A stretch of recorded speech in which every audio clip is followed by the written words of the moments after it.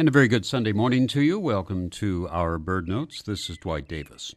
Last week in the Virginian Pilot, there was an article about the tundra swan. In the flavor section of the paper, no less, the article told of shooting the bird and preparing it for the table.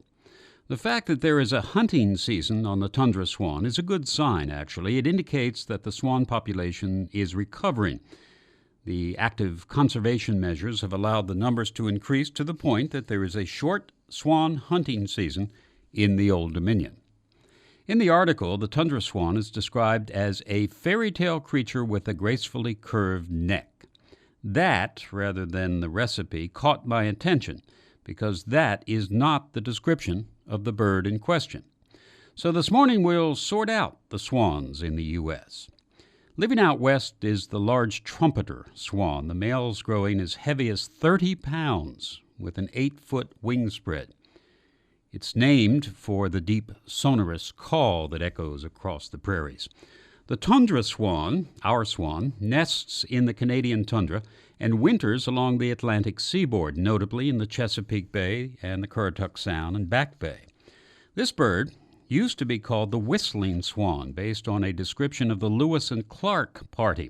However, the whistle-like call that they reported has not been heard since, and the bird is now named for its nesting habitat.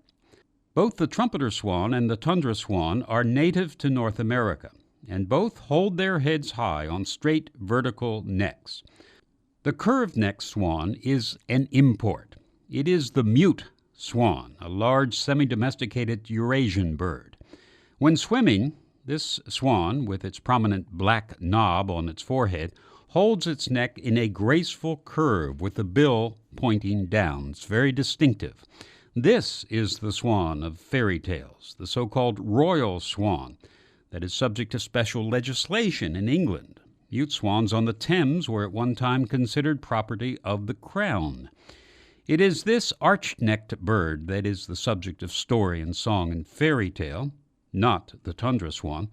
The mute swan even occasioned this bit of skewed poetry by Ogden Nash.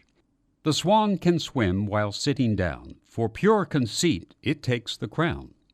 He looks in the mirror over and over and claims never to have heard of Pavlova. The reference to Anna Pavlova, the ballerina, is based on her famous dance, The Dying Swan, to the music of Saint-Saëns from the Carnival of the Animals. And so it is not the graceful, curved-necked swan of legend that is served on Virginia tables in the winter, but the tundra swan, one of the winter visitors to our area.